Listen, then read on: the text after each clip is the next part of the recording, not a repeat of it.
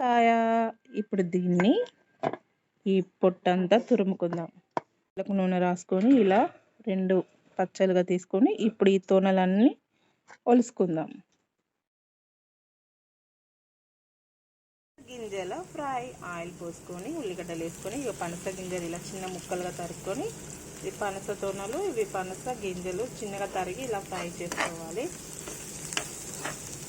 దీంట్లోకే ఉప్పు, కారం, పసుపు, అల్లం వెల్లుల్లి పేస్ట్, టమాటా ముక్కలు, కొత్తిమీర, ఇలా బిర్యానీ ఆకు ఇలా వేసుకుని అన్నీ వేసుకొని బిర్యానీ సామాన్ అంతా వేసుకొని బాగా ఫ్రై చేసుకోవాలి. కారం, సాల్ట్, గరం మసాలా, బిర్యానీ మసాలా వేసుకొని ఇలా శుభ్రంగా ఇలా బాగా కలుపుకోవాలి. బాగా దూరగా వేగనివ్వాలి. బాగా ఫ్రై అయ్యాక టమాటా ముక్కలు వేసుకోవాలి.